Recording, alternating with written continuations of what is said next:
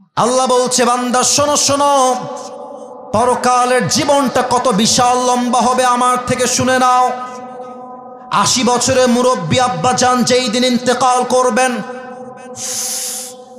100 বছর যে মুরব্বীর বয়স, এ মুরব্বী যেই দিন ইন্তেকাল করে দুনিয়ার থেকে বিদায় নিবে, যখন তার পরকালের জীবনটা শুরু হবে, মুরব্বী দেখবে পরকালের জীবনটা huge long, it's very long.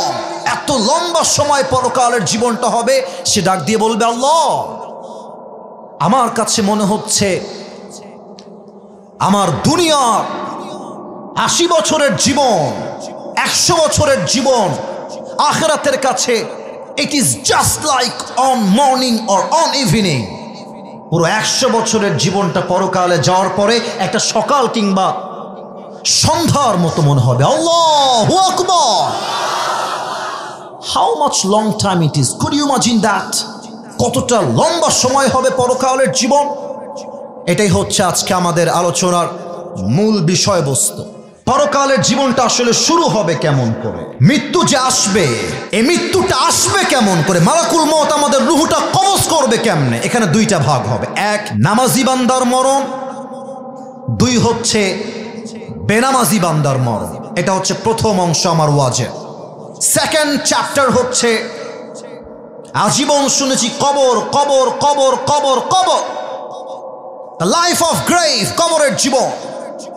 আজকে আমরা জানব কবরে লাশটা দাফন হওয়ার পরে কবরের প্রথম রাতটা আমাদের কেমন হবে, ফেরেশতা এসে কি করবে, এটা আমরা সেকেন্ড পার্টে জানব। এবং সর্বশেষ আমরা আরো 3টি বিষয়কে হাইলাইট করব কোরআন থেকে, হাদিস থেকে, উইথ রেফারেন্স, দলিল দিয়ে। এক, আফটার ডেথ, মৃত্যুর পরে আমরা সবাই জানি দেয়ার ইজ অ্যানাদার লাইফ, আর একটা জীবন আছে। তো মৃত্যুর পরে আল্লাহ তাআলা সবাইকে আবার জীবিত করবেন কেমন করে, এটা আমরা জানব। সেকেন্ডলি আমরা জানব, আজীবন শুনেছি কিয়ামত কিয়ামত কিয়ামত। সেকেন্ড চ্যাপ্টারে আমরা জানব এই কিয়ামতটা শুরু হবে কেমনে, হিসাব দিবসের হিসাব আল্লাহ নিবেন কেমন করে, এটা আমরা জানবো। এন্ড সর্বশেষ, ফাইনাল এন্ড লাস্ট, আমরা জানবো কিয়ামতের হিসাব দিবসের পরে there will be 2 categories of people, 2টা দল হবে। এক হচ্ছে বামপন্থী, আর এক হচ্ছে ডানপন্থী। আজকের ওয়াজে ডানপন্থী সাথে বামপন্থীরা ভালো, কারণ আপনারা কথা বলছেন না আমার সঙ্গে, এবার থেকে আর মিস দিবেন না। আপনারা আমার কলিজা, আপনারা আমার ভালোবাসার জায়গা। বলেন তো, হিসাব দিবসের পরে কয়টা দল হবে? আবার বলেন সবাই, কয়টা? এক হচ্ছে বামপন্থী, আর এক হচ্ছে ডানপন্থী। ডানপন্থী হচ্ছে জান্নাতীরা, বামপন্থী হচ্ছে জাহান্নামীরা। আজকে আমরা জানবো মানুষ জান্নাতে যাবে কেন আর জাহান্নামে যাবে কেন। এই হচ্ছে মোট 5টা ভূমিকা। এবার সবাই, যদি আপনারা আমাকে ভালোবেসে থাকেন তবে এটা আমার আবদার, 5টা সেকেন্ডের জন্য সবাই চোখটা বন্ধ করে ফেলেন। সবাই এবার চোখ যদি বন্ধ হয়ে যায়, মাথাটা, যারা বসে আছেন বামে, যারা ডানে, যারা সামনে, পুট ইউর হেড ডাউন। সবাই মাথাটা একটু নিচু করেন। সবাই, আমি যা বলি কান দিয়ে নয়, দিল দিয়ে শোনেন। চোখ বন্ধ, মাথা নিচে। আমি কাউকে দেখতে পাচ্ছি না, আমার চোখটা বন্ধ আছে। সবাইকে আমি বলবো, just for 5 seconds think about your death. আপনি আপনার মৃত্যু নিয়ে ভাবেন। আপনি ভাবেন যে আগামীকাল ফজরের নামাজের পরে আপনার জানাজা অনুষ্ঠিত হচ্ছে, আগামীকাল থেকে আপনার কবরের জীবনটা শুরু হয়ে গেছে। Just think like this for 5 seconds। 5টা সেকেন্ডের জন্য মৃত্যুকে নিয়ে একটু স্মরণ করেন। আমি গুনছি 1 থেকে 5। 1, 2, 3, 4, 5। কলিজার টুকরা যশোরের ভাইরা, চোখ খুলেন, মাথা উঁচু করেন। কলিজার ভাইরা, আপনারা আমার প্রাণপ্রিয় ভাইরা, এবার আমার চোখে চোখ রাখেন। দেখেন, পরকালের জীবনটা শুরু হবে মৃত্যুর মাধ্যমে। and there are 2 kind of death. মৃত্যু হচ্ছে 2 প্রকার। Number 1, the death of people those who perform the salah। এক হচ্ছে নামাজি বান্দার মরণ। নাম্বার 2 হচ্ছে the death of people those who do not perform the Salah. Second হচ্ছে বেনামাজি বান্দার মরণ। নামাজি বান্দার মরণ কত সুন্দর হবে আমি হাদিস থেকে শুরু করছি। আল্লাহর হাবিব বলেছেন, নামাজি বান্দার সামনে যখন মালাকুল মউত আসবে, তার দেহের গায়ের রং হবে সাদা ধবধবে ফর্সা, তার গায়ে থাকবে বিশাল লম্বা একটা সাদা জুব্বা, দেখতে হবে তাগড়া যুবক, তার মুখে থাকবে লম্বা লম্বা চাপদাড়ি। He will be look like a very young and smart handsome person, দেখতে অসাধারণ চেহারা হবে তার। নামাজি বান্দার সামনে দাঁড়িয়ে যাবে। ও আব্বা জান, ও ভাইরা, কথা কি বোঝা যায় নাকি যায় না? দাঁড়িয়ে যাবে নামাজি বান্দা, এটা কিন্তু বেনামাজি না, নামাজি বান্দা। দাঁড়িয়ে কি বলবে দেখেন, হে নামাজি বান্দা, ইয়া আইয়াতুহান নাফসুল মুতমাইন্না উখরুজি ইলা মাগফিরাতিল্লাহি ওয়া রিজওয়ানি। এই নামাজি বান্দা, আসো, বের হও, বের হও। কোথায় যাব আমি? কোথায় নিয়ে যাবেন আমাকে? ইলা মাগফিরাতিল্লাহি ওয়া রিজওয়ানি, আসো, আল্লাহর ক্ষমা আর জান্নাত তোমার অপেক্ষমান রয়েছে। না, এটা যশোরের সুবহানাল্লাহ হয়নি, আরেকবার কোন সুবহানাল্লাহ। আপনারা সবাই আল্লামা দেলোয়ার হোসেন সাইদি হুজুরের নাম শুনেছেন না? আপনাদের কলিজার টুকরা, আমি জানি, মুরব্বীদের কলিজা তিনি, আমি জানি। উনি খুলনায় মাহফিল করতেন প্রতি বছর। আমার আব্বা আমাকে বলে যে, আব্বা, আমার আব্বা কিন্তু এখনো খুলনার ভাষাতেই কথা বলে, আমার বাবা অন্য কোনো ভাষা পারেই না।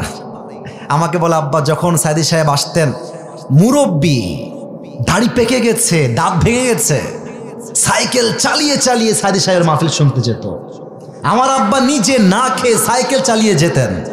কাকে বলে কোরআন, কাকে বলে ভালোবাসা, এটা সর্বপ্রথম আমরা আল্লামা দেলোয়ার হোসেন সাইদি হুজুর থেকে শিখেছি যুবক ভাইরা। উনি একটা কথা বলতেন যে, তোমরা যদি অল্প কথায় বেশি ব্যবসা করতে চাও, অলওয়েজ খালি কইবা সুবহানাল্লাহ, আলহামদুলিল্লাহ, লা ইলাহা ইল্লাল্লাহ, আল্লাহু আকবার। যে যত জিকির করবে, জান্নাতে তার জন্য বিশাল লম্বা লম্বা গাছ তৈরি হয়ে যাবে, বিশাল লম্বা প্রাসাদ তৈরি হয়ে যাবে। সুবহানাল্লাহ। এই যে আপনার 2টা গাছের মালিক হয়ে গেলেন, আরেকবার পড়েন। 3টা গাছের মালিক হন, আরেকবার পড়েন সুবহানাল্লাহ। ইলা মাগফিরাতিল্লাহি ওয়া রিজওয়ানি, আসো, আল্লাহর জান্নাতের দিকে আসো, রুহটা বের হবে। আচ্ছা, আরেকটা হাদিস বলতে ভুলে গেছি। আমার হাতে এটা কি? জোরে কতি হবে, এটার নাম কি? টিস্যু। একটু দেখেন তো, এইটা ডানের ভাইয়ারা, বামের ভাইয়ারা, আমার আব্বা চানরা, এটা কি গোল না চারকোনা? চারকোনা।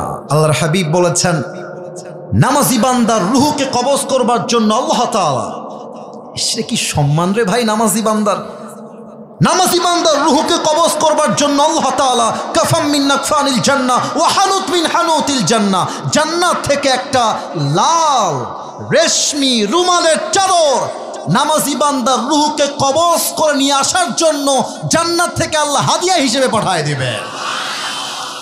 এটা হচ্ছে নামাজি বান্দার মরণ। বেনামাজির মৃত্যু বড্ড ভয়ঙ্কর, বড্ড ভয়ঙ্কর।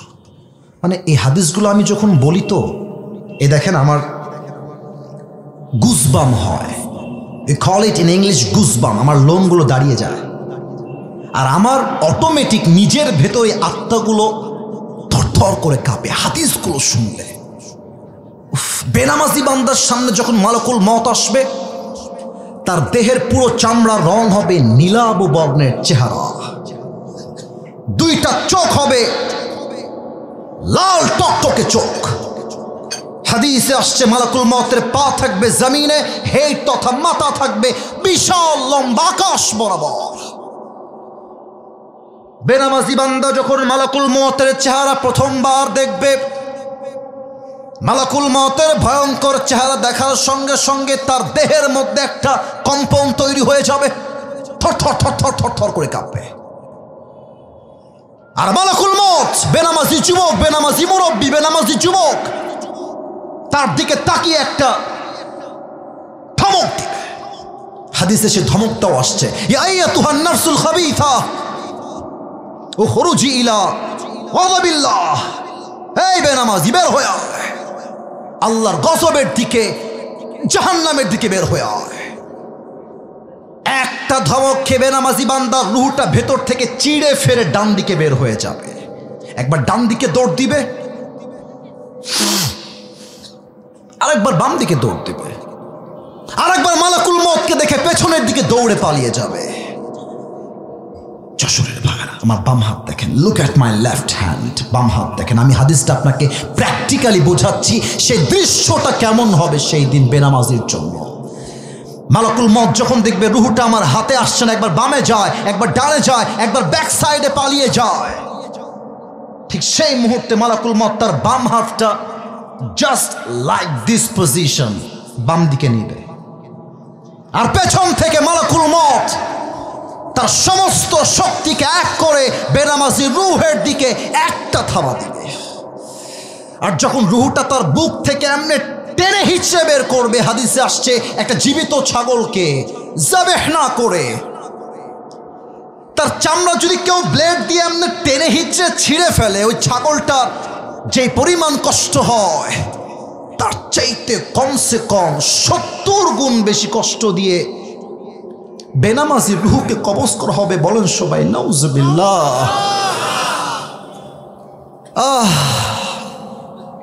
70 গুণ বেশি কষ্ট। রুহ যখন কবজ হয়ে যাবে, লাশটা মাটিতে দেহটা পড়ে থাকবে, বাস মৃত্যু শেষ। মসজিদে মাইকে এলান হয়ে যাবে, অমুক এলাকার মুরব্বী, অমুকের বাবা, অমুকের দাদা আর নাই, অমুকের আপন ভাই আর নাই, অমুকের মার নাই, বাস কবরের জীবনটা শুরু। এবার একটা প্রশ্ন করব সবাইকে, মেবি 95% আপ, 95%-এরও বেশি মানুষ উত্তরটা ভুল দিতে পারেন। সো প্লিজ আমি চাই এটা কমে আসুক, আমি চাই 100-তে 100 ভাগ সঠিক উত্তর আসুক। আলেম ওলামা যারা আছেন তারা বাদ দিয়ে উত্তর দিবেন, তারা তো অবশ্যই আমার চাইতে বেশি জানেন। খুব ভেবে উত্তর দেন তো দেখি, কবরে মোট প্রশ্ন হবে কয়টা? 4টা। মাশাআল্লাহ, কবরে মোট প্রশ্ন 3টা নয়, কবরে মোট প্রশ্ন হবে আমার আঙ্গুল দেখে বলেন সবাই কয়টা? এত আস্তে আমার মন ভরবে না, সবাই বলেন কয়টা?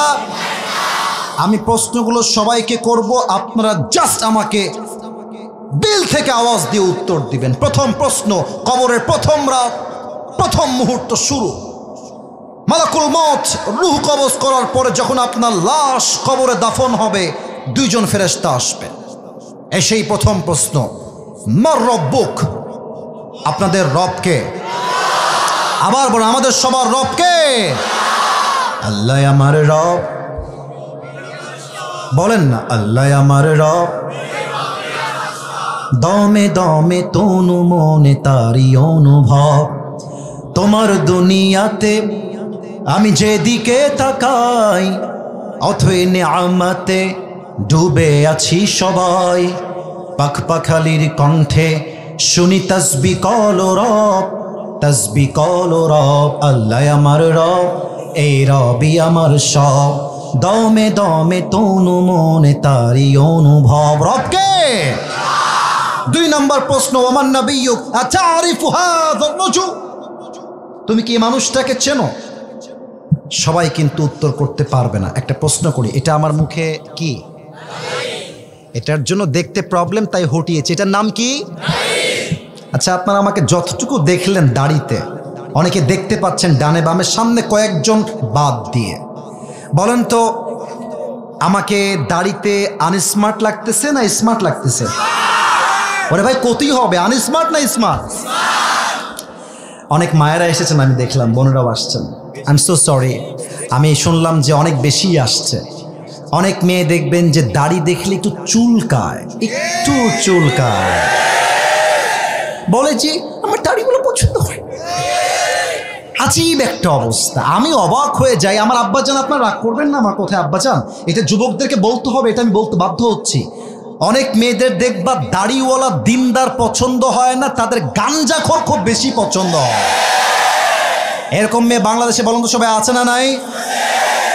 তোমারে যদি কেউ কয় যে আপনারা আমার দাড়ির জন্য ভালো লাগতেছে না, তুমি কবা আপু একটু সাইডে আসতে হবে, 1 মিনিট কথা কব আপনার সাথে, 1 মিনিট কথা কব আপনার সাথে, একটু সাইডে আসুন।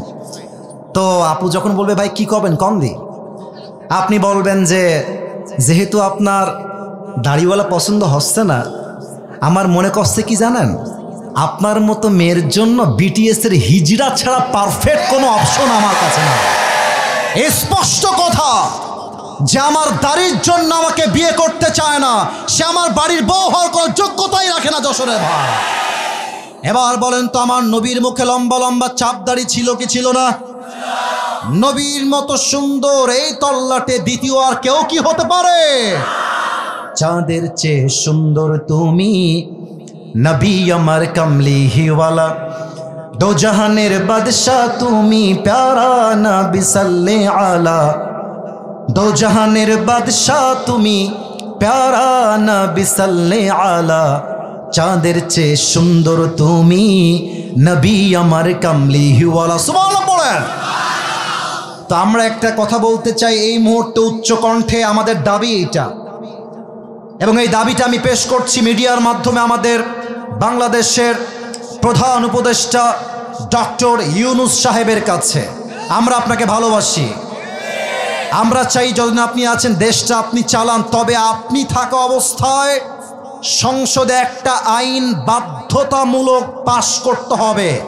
90% মুসলমানের দেশে যদি কোনো নাস্তিক, কোনো ব্লগার আমার নবীর শানে একটা কটূক্তি করে, সংবিধানে আইন পাশ করতে হবে, নবীর বিরুদ্ধে যারাই বেয়াদবি করবে বাইতুল মুকাররমের সামনে ফাঁসির কাস্টে ঝুলিয়ে হত্যার রায় পাশ করতে হবে। 2 হাত তুলে বলেছে কিনা?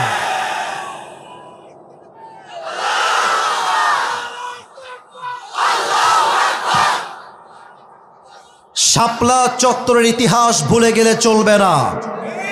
স্বৈরাচারী হাসিনা হাজার হাজার আলেমদের তাজা রক্ত ধরেছে শাপলা চত্বরের মাটিতে। আমরা সেই ইতিহাস ভুলে যাই নাই, আমরা শহীদ আবু সাঈদকে ভুলে যাই নাই, আমরা শহীদ মুগ্ধকে ভুলে যাই নাই। যদি আগামীতে আমার এই বাংলার মাতৃভূমি দখল করবার জন্য ভারত থেকে কোনো পায়তারা করা হয়, সেই পায়তারাকে আমরা ভেঙে গুড়িয়ে দিব। কিছু সাংবাদিক আছে, বাংলাদেশ আর থাকবে না। চিনতে পারছো তোমরা সবাই? নাম বলতে হবে না, নাম বলতে হবে, নাম বললে মানে মুখটা নাপাক হয়ে যাবে। এই বেটাকে দেখলে আমার হকার তো সম্মান হয়ে যায়, একে দেখলে মনে হয় ঢাকার গুলিস্তানে আন্ডার প্যান্ট জাইঙ্গা বিক্রি করলে বেশি মানাবে যুবক ভাই। বেটা বাংলাদেশ তোমার বাপের কিনা মাটি নাকি? যদি তোমার নিতে হয় চট্টগ্রাম আর ফেনী, আসতে হবে, তো আসতে হবে। আসো আসো আসো আসো, খেলা হবে। আর ভারতের এই সমস্ত কুলাঙ্গার সাংবাদিকদেরকে সাইজ করবার জন্য আমার কোনো জেলার প্রয়োজন নাই। আমার যশোরের ধামাল যুবকরা একাই এনাফ হয়ে যাবে, একাই এনাফ হয়ে যাবে।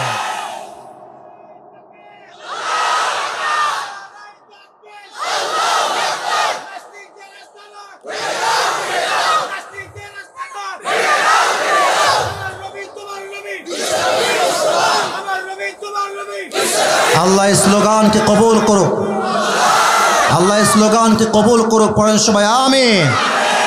তো শুধুমাত্র আপনাকে বলবে ওয়ামান নাবিয়্যুকা তারিফু হাযার রাজুল, আর আপনি বলবেন হুজুর উত্তর তো আমার মুখস্থ, হাযা নাবিয়্যুনা মুহাম্মাদুর রাসূলুল্লাহ সাল্লাল্লাহু আলাইহি ওয়াসাল্লাম। ভুল কথা। কবরের উত্তর জেহেন দিয়ে নয়, ব্রেন দিয়ে নয়, কবরের প্রত্যেকটা উত্তর হবে ঈমান থেকে, আর অন্তর থেকে। ঠিক কিনা বলেন? 3 নাম্বার প্রশ্ন হবে ওয়ামা দীনু, গৌরব করে বলবেন সবাই আমাদের ধর্মের নাম কি? আর একবার কোন সবাই, ধর্মের নাম কি? ফেরেশতা বলবে কিরে এতগুলো প্রশ্ন করলাম একটাও আটকায় না, ব্যাপার কি? আরে জানলো কেমনে? এবার ফেরেশতা বলবে ওয়ামা ইলমুক, what's the source of your knowledge, how do you know that? তুমি জানো কেমনে? এতগুলো উত্তর তোমার সামনে কেমনে সহজ হলো? তোমার জ্ঞানের উৎস কোথায়? আমরা বলবো আমাদের জ্ঞানের উৎস কোথায়?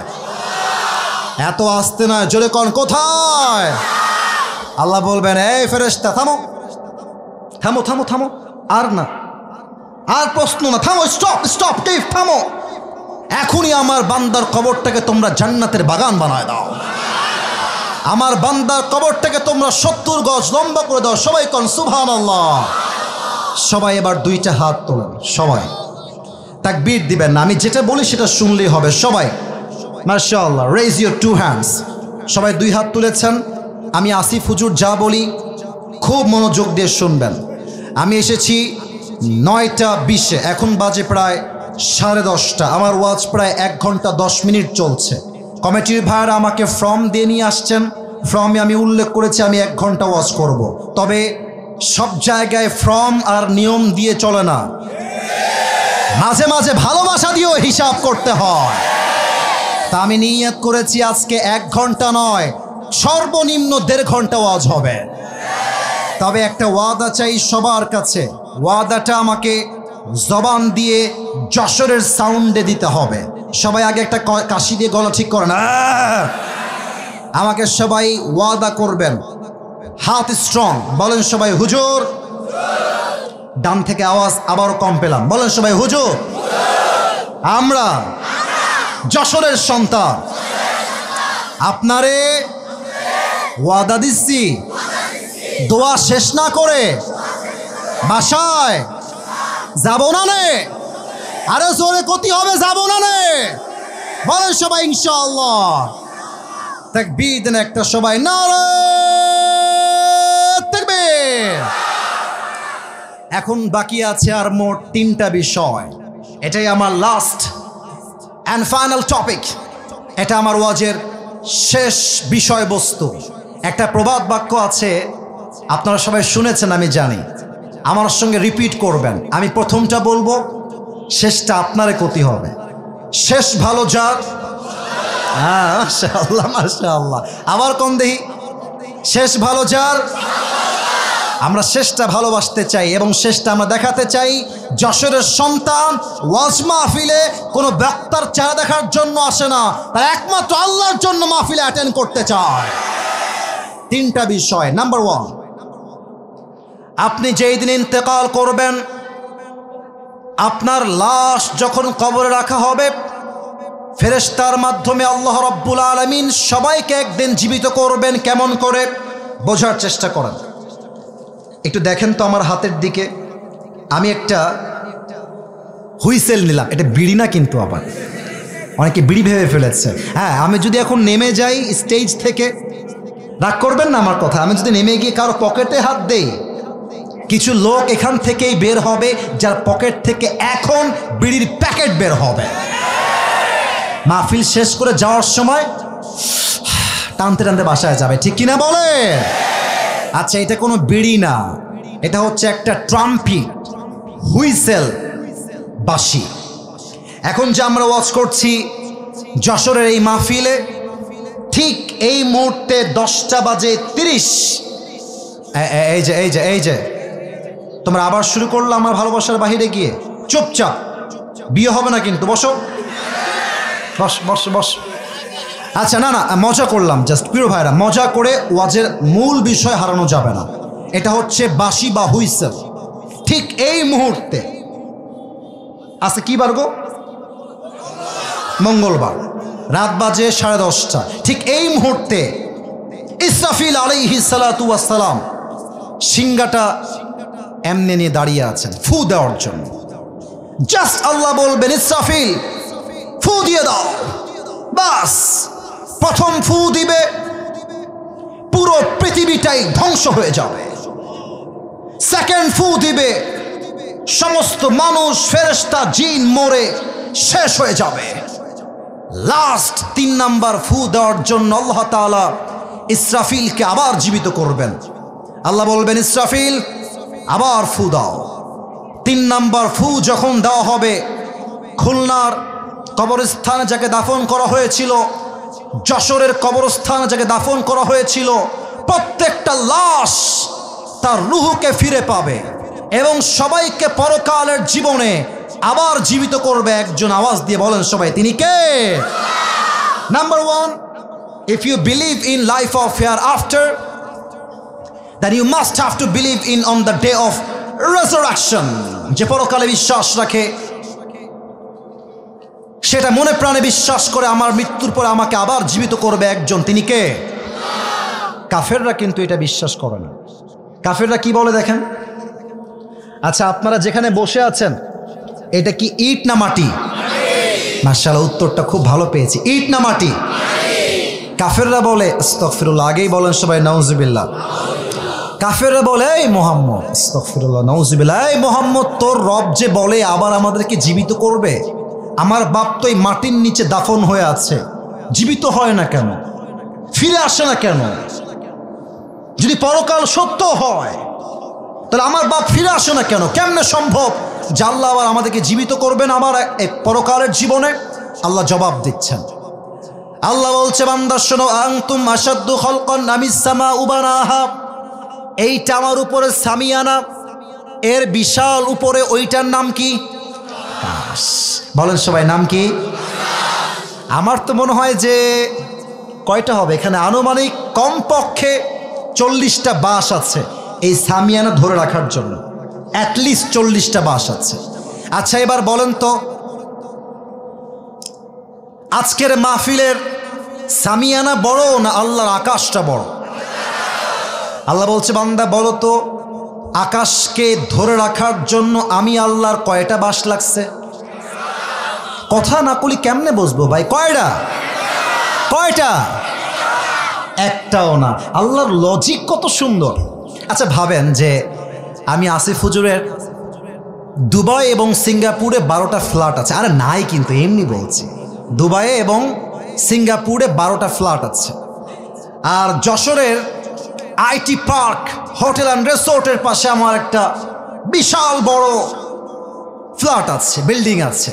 এবং আমার কাছে আছে রোলস রয়েলস, আমার কাছে আছে BMW, আরে বেটা নাই রে, আমার কাছে আছে মার্সিডিজ। এখন আমি ওয়াচ করতে আসছি যশোরের মাহফিলে, তো ওই ডান পাশ থেকে একজন যুবক বলতেছে, হুজুর চাইলে একখান সাইকেল কিনতে পারবে না? টাকা নাই হুজুরের কাছে। ওখানে একটা মুরব্বী, মার মার, কি পাগলা রে, হুজুরের কাছে BMW আছে। তো যার কাছে BMW আছে সে চাইলে ছোট্ট একটা সাইকেল কিনতে পারে কি পারে না? আল্লাহ বলছে, এই পাগলা, তুই কি বললি এটা, যে আমি আল্লাহ তোকে আবার জীবিত করতে পারবো না? তুই কেমনে কইলি? এ বিশাল আকাশ আমি আল্লাহ কোনো খুঁটিবিহীন দাঁড় করিয়ে রেখেছি, কোনো খুঁটির প্রয়োজন নাই। তো যে আল্লাহ এত বিশাল আকাশকে বাঁশবিহীন, খুঁটিবিহীন ধরে রাখতে পারে, ওই আল্লাহ চাইলে একটা ছোট্ট মৃত মানুষকে আবার জীবিত করতে পারে কি পারে না? You have to believe in on the day of resurrection. মৃত্যুর পরের জীবনটাই is not the end of your life. You will have to alive again. আপনি মরে গেছেন মানে এই জীবনটা শেষ নয়, আবার আপনাকে রুহটা দিয়ে জীবিত করবে একজন। তিনি কে? আমার কথা কি বোঝা গেছে ভাই? আমি কি বুঝাতে পারছি ভাই? মাফ করবেন, জিজ্ঞেস করলাম, যদি না বোঝেন আমার ওয়াজের কোনো মানে হবে না। 1 নাম্বার শেষ। 2 নাম্বার, এটা বড় মারাত্মক পয়েন্ট আমার ওয়াজের, the most important chapter, the most important part of my speech. এটা যে শুনবেন ওয়াজের 60 ভাগ ইনশাআল্লাহ আপনি অর্জন করতে পারবেন। হিসাব দিবস কায়েম হবে জীবিত হওয়ার পরে। এটা বোঝাবার জন্য আমাকে একটু ছোট্ট অভিনয় করে দেখাতে হবে। এটা হারাম কোনো অভিনয় নয়, এটা জায়েজ অভিনয়, জাস্ট হাদিসের মূল কথা বোঝাবার জন্য। আমার 2 হাত দেখেন, হাত তুলতে হবে না, 2 হাত দেখেন, দেখা যায়? কথা করতে হবে, দেখা যায়? কিয়ামতের হিসাব দিবসে আল্লাহ তাআলা বলবেন, আচ্ছা আমি আমাকে দিয়ে এক্সাম্পল দিই। আল্লাহ বলবে, এই আসিফ হুজুরের আমল নামা ওজন দাও। ওজন দেওয়া হবে। আমি আয়াতটা একটু পরে বলবো, আগে একটা ব্যাখ্যা দিয়ে নেই। 2টা আমল নামা, ডান আমল, বাম আমল। আল্লাহ বলবে ওজন দাও, 2টা এমনি ওজন দেওয়া হবে। খুব খেয়াল করবেন যশোরের ভাইরা, খুব খেয়াল। যদি ডান আমলটা বাম আমলের চাইতে just a little bit, just a little bit, একদম জাস্ট 1%, ডান আমলটা যদি একটু উঠে যায়, আল্লাহ বলবেন ফাহুয়া ফি ঈশাতির রাদিয়া, যাও আমার বান্দার আমলনামা 1 চুল পরিমাণ ভারী হয়ে গিয়েছে, আমার বান্দাকে জান্নাতের ফয়সালা করে দাও। এটা আমি বানাই বলি না, এটা কোরআনে আছে। ফাম্মা মান তাকুলাত মাওয়াজিনুহু ফাহুয়া ফি ঈশাতির রাদিয়া, এবার আসেন ছোট্ট একটা হাদিস বলবো, যে হাদিসটা আমি শুনেছিলাম পাকিস্তানের একজন টপ ফেমাস স্কলার, আপনারা সবাই চিনেন তাকে, তার নাম হলো মাওলানা তারিক জামিল। চিনেন না আপনারা ভাই? আরে এখানে তো অনেক কমই আলেম ছাত্র ভাইরা দেখতে পাচ্ছি, আমরা সবাই চিনি তাকে। দেখবেন যে উনি আবার মানে আমরা তো ভাই, আমি নিজে আমার অনেক কোটি আছে, আমার টুপি দেখলে আপনি উল্টাই পড়বেন, আমার টুপির একটা আলাদা বাক্সই আছে। আমাদের শো অফ বেশি, আমলে আমরা কম, কিন্তু তারিক জামিল আমাদের মতো সস্তা ব্যক্তিত্বের মানুষ নয়। অলওয়েজ সাদা পায়জামা, সাদা পাঞ্জাবি, অলওয়েজ সাদা পাগড়ি পরা। সেই দিন আমি ছোট্ট একটা ওয়াজ আমার সামনে ইউটিউবে আসলো, ওনার ওয়াজের থাম্বনেইল ছিল এরকম, কিয়ামত কে দিন বান্দা কা হিসাব कैसे होगा, কিয়ামতের দিন বান্দার হিসাব কেমনে হবে। ইসরে, যে মারাত্মক হাদিসের ঘটনা তিনি বললেন, এটা আমার কলিজায় গিয়ে আঘাত করেছে। ওনার ভাষা যেহেতু উর্দু, আমি জাস্ট ওনার থেকে নিয়ে বলছি, আশা রাখবো প্রত্যেকটা যুবক এবং মুরব্বী এবং মায়েদের জন্য, বোনদের জন্য এটা অনেক বেশি মোটিভেশন হয়ে কাজ করবে। কিয়ামতের দিন আল্লাহ রাব্বুল আলামিন বলবে, আমার অমুক বান্দার আমলনামা ওজন দাও। যখন দুইটা আমলনামা ওজন দেওয়া হবে, আল্লাহ দেখবে যে ये दोनों আমল বরাবর, দুইটা সমান সমান। এবার একটু, আপনারা তো সবাই চালাক মানুষ, আমার চেয়ে ভালো মানুষ, আপনারা বোঝেন ভালো। আমার কম দেহি ভাই, বান্দার আমলনামা 100-র মধ্যে লাগে 51 জান্নাতে যাওয়ার জন্য। তো এই বান্দার আমলনামা দুইটা 50-50।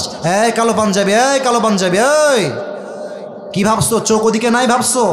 তোমার দেখতেছি আমি ভাই, তোমার বসতে হবে, দোয়া করে তোমার যাবো বাসায়, দোয়া করে, তাছাড়া যাওয়া যাবে না। চুপচাপ বলেন তো এবার, জান্নাতে যাওয়ার জন্য বান্দার আমল লাগে আর মোট কয়টা? একটা, কারণ দুইটা 50-50। তো ওই যুবকটা বলবে, अरे टेंशन की कोई बात नहीं है, मेरे बाप यहाँ पर है, मैं अपनी बाप से कहूँगा कि अब्बा मुझे बस एक अमल की ज़रूरत है, तुम मुझे एक अमल दे दो, मैं कन्फर्म जन्नती हो जाऊँगा। अब्बा रे, একটা আমল তুমি দিলেই তোমার ছেলে আজকে জান্নাতি হয়ে যাবে, একটা আমল আমাকে দাও। যুবকটা বাবার কাছে আসবে, আব্বা একটা আমল লাগবে। আব্বা বলবে, কে কে তোমার আব্বা? কে তুমি? कौन हो तुम, कहां से आए हो? उखरुज, বের হয়ে যাও। যুবকটা দুই হাত জোড় করবে, আব্বা मैं तुम्हारी बेटा हूं, तुम मुझे याद नहीं कर सकते, তুমি কি আমাকে চিনতে পারছো না আব্বা? আব্বা বলবে, অবাক করা একটা কথা, আব্বা বলবে, मेरा तो बीवी नहीं था, लड़का कहां से आएगा? আরে আমার তো দুনিয়াতে বউ ছিল না, সন্তান আসবে কই থেকে? বের হও। চুপ করে বের হয়ে আসবে। মাওলানা তারিক জামিল বললেন, এবার যুবকটা মায়ের কাছে যাবে, মাকে গিয়ে বলবে, মা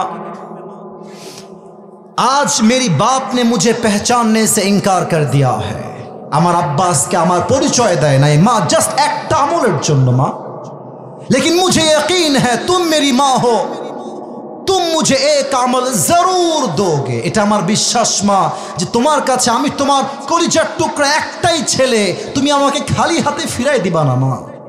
আম্মা मुझे बस एक আমল दे दो, আমার একটা আমল আমাকে দাও মা। মা বলবে, कौन है तुम्हारी माँ, निकल जाओ यहां से, मैं तुम्हारी माँ नहीं हूं, বের হও। মা তাকে ঘাড় ধাক্কা দিয়ে বের করে দিবে। বাবা মা, ইয়াউমা ইয়াফিরুল মারউ মিন আখি ওয়া উম্মিহি ওয়া আবিহি, সন্তান তার বাপকে চিনবে না, বাপ তার সন্তানকে চিনবে না, ভাই তার ভাইকে চিনবে না, বড় মারাত্মক হবে সেই দিনটা। তারিক জামিল বললেন, ওই যুবক যখন দেখবে बाप ने मुझे एक अमल नहीं दिया, मेरी भाई ने मुझे एक अमल नहीं दिया, मेरी माँ ने भी मुझे एक अमल नहीं दिया, तो परेशान हो जाएगा, হতাশ হয়ে যাবে।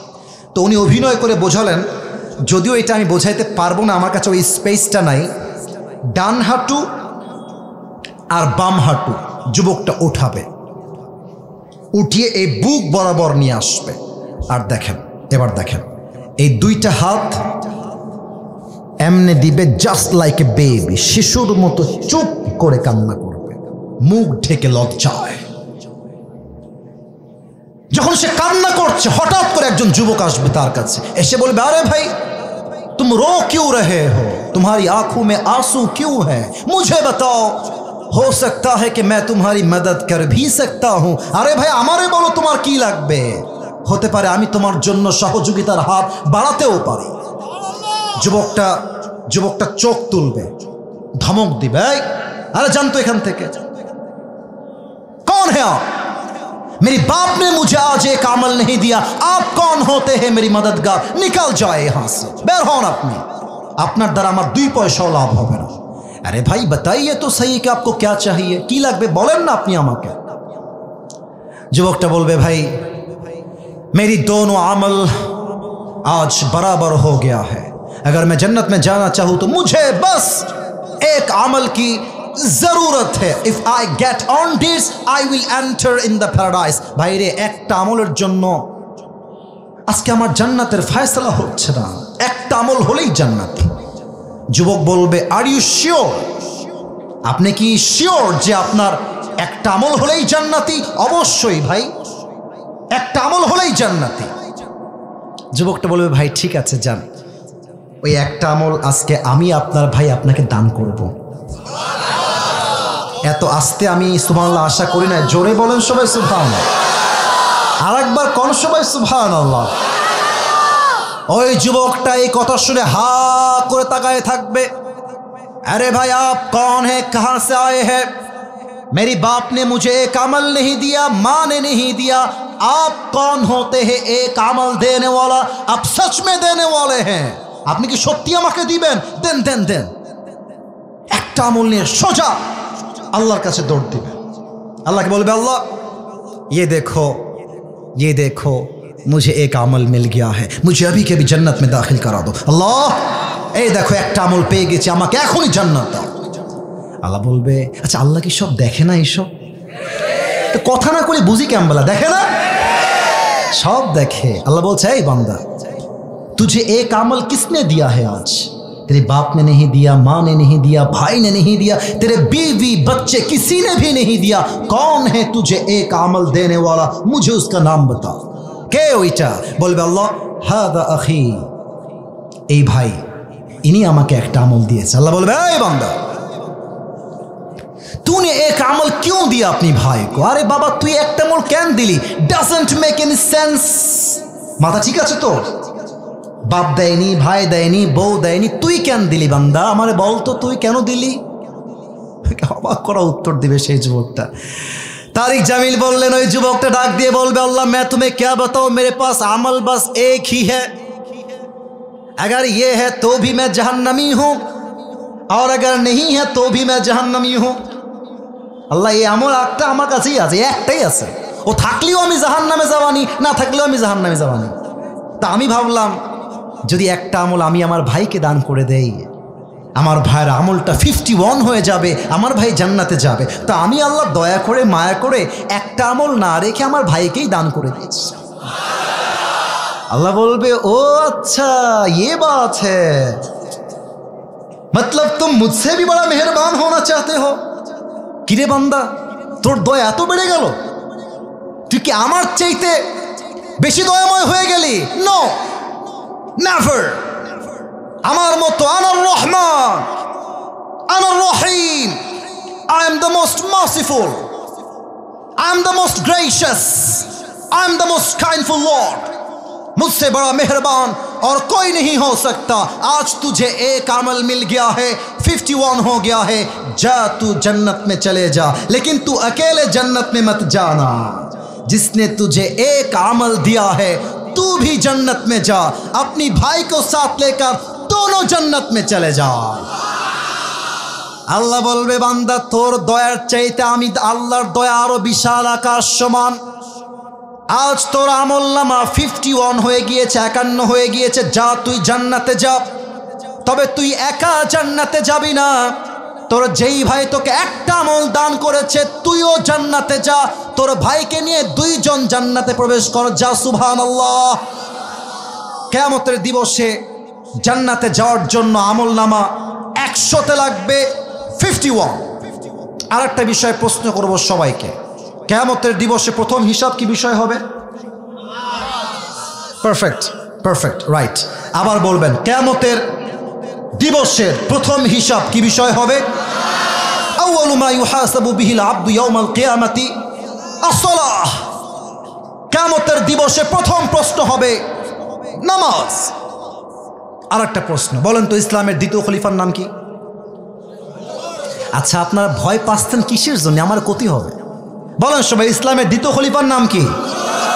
ওমর ফারুক রাদিয়াল্লাহু তাআলা আনহু। একটা হাদিস বলবো, ঘটনা, আপনি বুঝবেন যে কিয়ামতের দিন নামাজ আপনার কেমনে কাজে আসবে।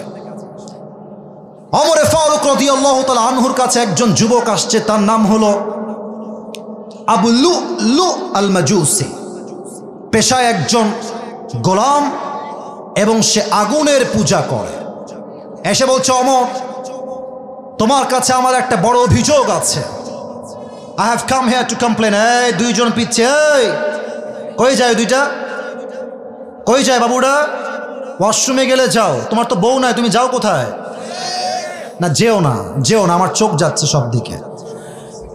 আল্লাহর হাবিব সাল্লাল্লাহু আলাইহি ওয়াসাল্লাম বলেছেন, এই একদম কথা নাই প্রিয় ভাইরা, একদম কথা বলবেন না মেহেরবানি করে। যাই হোক, যুবকটা বলছে, ওমর, আমার কমপ্লেইনটা হলো, আমি একজন গোলাম, আমার মালিক আমার কাছে প্রত্যেক দিন গোলাম হিসেবে 6 দিরহাম চার্জ করে, গোলাম হিসেবে। তা আমার ইনকাম আহামরি নাই, তুমি একটু কথাবার্তা বলে আমাকে 6 দিরহাম নয় 2 দিরহাম করে দাও। এই হাদিসের প্রত্যেকটা অংশ আপনার কলিজা গিয়ে আঘাত করবে, এত মারাত্মক একটা ঘটনার হাদিস। এবার ওমরে ফারুক বলছে, আচ্ছা ঠিক আছে, আমি 2 দিরহাম করে দিব, বাট আমাকে একটা উত্তর দাও। আচ্ছা তুমি কি করো আমাকে বলো তো, তোমার ব্যবসা কি, তোমার চাকরি কি? যুবকটা বলছে, ওমর, আমি মূলত খঞ্জর বানাই, এটাকে বাংলায় আমরা বলি চাকু। আর খঞ্জর কেমন হয়? Look at my right hand, আমার ডান হাত দেখেন, খঞ্জর কেমন হয় আমি আমার আঙ্গুল দিয়ে আপনাকে বুঝাই দিচ্ছি। খঞ্জরটা হচ্ছে ডানেও চাকু বামেও চাকু। হাদিসে আসছে মাকবাদাতুহু ফি ওয়াসাতিহি, হ্যান্ডেলটা হচ্ছে ঠিক মাঝখানে। This is called in Arabic version খঞ্জর। বলছো, ও মাশাআল্লাহ, তুমি খঞ্জর বানাও, তোমার তো 2 টাকার ব্যবসা নয়, তোমার তো লাখ লাখ টাকার ব্যবসা। এই যুবক, তোমার তো 6 দিরহাম নয়, তোমার কমপক্ষে 10 দিরহাম চার্জ হওয়ার কথা। এই কথা শুনে কাফেরটা গেছে বড্ড ক্ষেপে। বলছে, ও আচ্ছা ওমর, সবাই যেহেতু মুসলমান তাই তুমি সবার বেলায় নরম, আর আমি যেহেতু কাফের তাই তুমি আমার বেলায় গরম, তাই না ওমর? শোনো, হুমকি দিচ্ছে ওমরকে। বলছে, আমি তোমাকে আজকে হত্যা করে ছাড়বো। নাউজুবিল্লাহ বলবেন না আপনারা? হুমকি দিয়ে ডান দিক দিয়ে বের হয়ে গেছে। ওমরে ফারুক তো অবাক হয়ে তাকায় আছে, আরে কারে কি কয়, ও আমাকে হত্যা করবে, কত বড় সাহস! বের হয়ে গেছে। এবার ওমরকে হত্যা করবার জন্য বিশাল লম্বা একটা খঞ্জর বানিয়েছে। তো যারা এসেছেন, আমি জানি পরিপূর্ণ দেখা সম্ভব না, সবাই আমার পেটের ডান দিকে দেখবেন, যতটুকু দেখা যায়। আমি জানি পরিপূর্ণ সবাই দেখতে পারবেন না, যতটুকু দেখা যায় আমার পেটের এই ডান অংশ সবাই দেখবেন। প্রত্যেকটা আরব সর্দারের পেটের এই ডান জায়গাতে একটা বিশাল বড় খাপ থাকতো ছুরি রাখার জন্য। প্রত্যেকটা আরব সর্দার পেটের ডান দিকে লম্বা একটা খঞ্জর রাখতেন। ওই কাফের বিশাল লম্বা একটা খঞ্জর বানিয়ে পেটের ডান দিকে রেখেছে। এবার বলেন তো যশোরের ভাইরা, শীতকালে ঠান্ডা লাগলে জ্যাকেট বাদ দিয়ে আমরা কি মুড়ি দেই? চাদর মুড়ি দেই। ওই কাফের প্ল্যান করেছে, আমি ওমরকে হত্যা করব কেমনে, চাদর মুড়ি দিয়ে যাব। তো চাদরটা কেমনে মুড়ি দিয়েছে? আমার কাছে চাদর থাকলে প্র্যাকটিক্যালি দেখাই দিতাম, বাট এখন জাস্ট হাত দিয়ে বোঝাচ্ছি। চাদরের 2টা পার্ট থাকে, লাগবে না।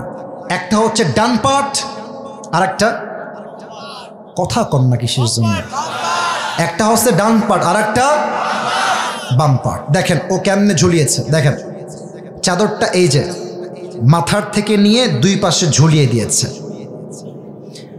আর তার চেহারা কেউ যেন চিনতে না পারে, ছদ্মবেশ ধরার জন্য চাদরের ডান পাশের যে পার্টটা আছে এইটাকে উঠিয়েছে, জাস্ট লাইক এ নেকাব অফ উইমেন, মহিলাদের নেকাবের মতো। এই পুরোটা ঢেকে মুখ ঢেকে ফেলেছে। No one can see his face except his eyes. চোখ ছাড়া এটা কোন সাহাবী নাকি কোন কাফের বোঝা যায় না। ফজরের আজান যখন হয়ে গিয়েছে, এবার ওই কাফের মুনাফিকের রূপে নামাজ পড়তে আসছে ছদ্মবেশে। এবার ওমরে ফারুক রাদিয়াল্লাহু তাআলা আনহু ইমাম হয়ে আসছেন মসজিদে। ডাক দিয়ে বলছেন, সাহাবা একরাম সফু সুফুফাকুম, কাতার সোজা করো, কাঁধে কাঁধ মিলিয়ে দাঁড়াও। আল্লাহু আকবার, সুবহানাকা আল্লাহুম্মা ওয়া বিহামদিকা ওয়া তাবারাকা ইসমুকা ওয়া তাআলা জাদ্দুকা ওয়া লা ইলাহা গায়রুক, আলহামদুলিল্লাহি রাব্বিল আলামিন, আর রহমানির রহিম, মালিকি ইয়াউমিদ্দিন, ইয়্যাকা না'বুদু ওয়া ইয়্যাকা নাস্তাঈন, ইহদিনাস সিরাতাল মুস্তাকিম, সিরাতাল লাযীনা আন'আমতা আলাইহিম গায়রিল মাগদুবি আলাইহিম ওয়ালাদ-দাল্লিন। আল্লাহু আকবার। ওমরে ফারুক রাদিয়াল্লাহু তাআলা আনহু নামাজ শুরু করে দিয়েছেন। সানা পাঠ করেছেন, সূরা ফাতিহা পাঠ করেছেন। সূরা ফাতিহার পরে লম্বা একটা কিরাত মিলিয়েছেন। কিরাত যখন শেষ হয়ে গিয়েছে, ওমরে ফারুক রাদিয়াল্লাহু তাআলা আনহু এবার আল্লাহু আকবার রুকুতে চলে গিয়েছেন। আর মুয়াজ্জিনের পাশেই দাঁড়িয়ে আছে মুনাফিক, নাম হলো আবু লুলু আল মাজুসি। যখনই ওমরে ফারুক রুকুতে গিয়েছে, সে আর রুকুতে যায় নাই, এক লাফ দিয়ে ওমরের সামনে দাঁড়িয়ে গিয়েছে। আর ওলামা ইকরাম এখানে আছেন, আপনারা জানেন হাদিসে আসছে কানু ইউসাল্লুনা বিগালাস, সাহাবা ইকরাম সেই সময়ে ফজরের নামাজ পড়তেন অন্ধকার সময়, কেউ কাউকে দেখতে পারতেন না। হামুরি সামনে দাঁড়িয়ে গেছে ওমরের সামনে, and he is waiting for Umar. কখন ওমরে ফারুক বলবেন সামি আল্লাহু লিমান Hamida, he was waiting for that moment, অপেক্ষায় আছে। চাদরটাকে এমনে ধরে উড়িয়ে দিয়েছে, আর বিশাল লম্বা খঞ্জর বের করে দাঁড়িয়ে আছে পজিশন নিয়ে। ওমরে ফারুক জাস্ট উঠবে, একটা পেটের মধ্যে ঢুকায় দিবে। ওমরে ফারুক সুবহান রাব্বিয়াল আযীম, সুবহান রাব্বিয়াল আযীম, সুবহান রাব্বিয়াল আযীম তাসবিহ পাঠ করছেন। তাসবিহ যখন শেষ হয়ে গিয়েছে, ওমরে ফারুক রাদিয়াল্লাহু তাআলা আনহু বলছেন সামি আল্লাহু লিমান হামিদা। যখনই এটা বলেছে, আর ওই কাফের এটাও চাকু এটাও চাকু, মাঝখানে হ্যান্ডেলটা ধরে ওমরে ফারুকের পেটের ডান দিক থেকে নিয়ে এমন একটা পোঁচ দিয়েছে, এখান থেকে ধরে আবার একটা পোঁচ দিয়েছে, আবার ধরে আবার একটা পোঁচ দিয়েছে। হাদিসে আসছে তিনটা ছুরির আঘাতে পুরো পেট কেটে ওমরে ফারুকের নাড়ি ভুড়িগুলো সব বাহিরে গলগল করে বের হয়ে গেছে। ওমরে ফারুক নামাজের মধ্যে চিৎকার দিয়ে বলছেন কতালানি আল কালব, কতালানি আল কালব, আমাকে একটা কুকুর হত্যা করেছে, কে কোথায় আছো, আমাকে বাঁচাও। অজ্ঞান হয়ে পড়ে গেছে। আর ওই কাফের ওমরে ফারুককে তিনটা ছুরাঘাত করে পেছন দিক থেকে পালিয়ে যাচ্ছে। সাহাবা একরাম কয়েকজন নামাজের মধ্যেই বলছে হুজুহু, ধরো ধরো। 7 জন মিলে ধরতে গেছে ওই কাফেরকে। আর ওই কাফের অন্ধকারের মাঝে যাকে সামনে পেয়েছে ছুরি দিয়ে কারো গলায়, কারো নাকে, কারো কপালে, কারো বুকে, কারো পেটে ইচ্ছা মতো ছুরি চালিয়েছে। হাদিসে আসছে 7 জন সাহাবী নামাজরত অবস্থায় ওই জায়গাতেই স্পট ডেথ, ওই জায়গাতেই শহীদ হয়ে গেছে।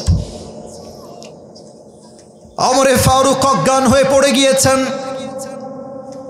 আর একজন সাহাবী খলিফা হয়ে ইমাম হয়ে দাঁড়িয়ে গিয়েছেন।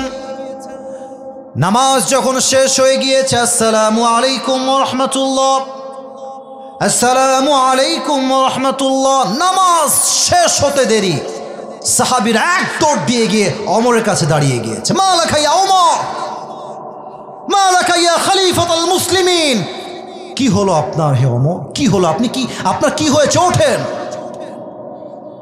ওমরে ফারুক আর কথা বলছে না। সাহাবা একরাম অস্থির হয়ে চিৎকার করছেন, আইনা তাবিব, ডাক্তাররা কোথায়, সবাই আসেন দৌড় দিয়ে, ডাক্তাররা কোথায়। ডাক্তাররা এসেছে, ডাক্তাররা এসে দেখছে ওমরে ফারুক, আমার দিকে দেখেন সবাই, ঠিক এইভাবে চিত হয়ে উল্টে জাস্ট পেট কেটে নাড়ি ভুড়িগুলো সব বাহিরে বের হয়ে আছে, আর ওমরে ফারুক এভাবে চিত হয়ে শুয়ে আছে। তো ডাক্তাররা এসে প্রথমেই ওমরে ফারুকের পিঠের দুই দিকে হাত দিয়ে হালকা করে তুলেছে, আর একটা পানির বোতল নিয়ে আসছে বা পেয়ালা নিয়ে আসছে। এই ঠোঁট নিচের দিকে দিয়েছে, এই ঠোঁট উপরের দিকে দিয়েছে। এক ঢোক পানি ওমরে ফারুক রাদিয়াল্লাহু তাআলা আনহুর মুখের মধ্যে দিয়েছে। ও হাদিসে আসছে, ওই এক ঢোক পানি যখন ওমরের গলা দিয়ে নেমেছে, গলা দিয়ে নেমে বুক দিয়ে নেমে পেটটা এত পরিমাণে কেটে গেছে যে সবগুলো পানি বের হয়ে পেট দিয়ে সবগুলো পানি বাহিরে গল গল করে বের হয়ে গেছে। এক ঢোক পানিও তার দেহে আটকায় নাই।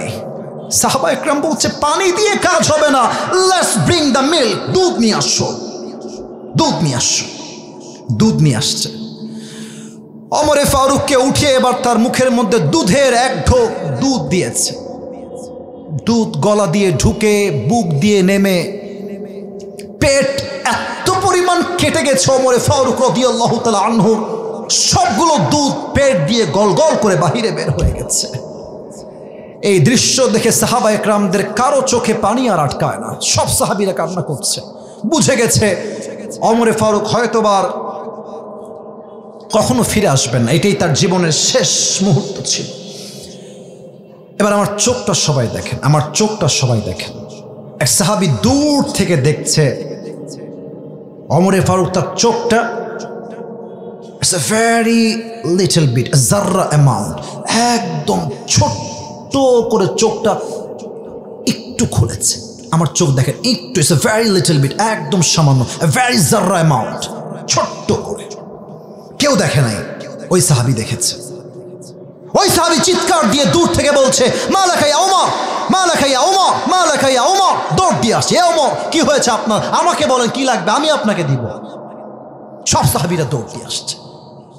ওমরে ফারুক কিছুই বলছে না, একবার কান একবার ঠোঁট, একবার কান আর একবার ঠোঁট ইঙ্গিত করছে।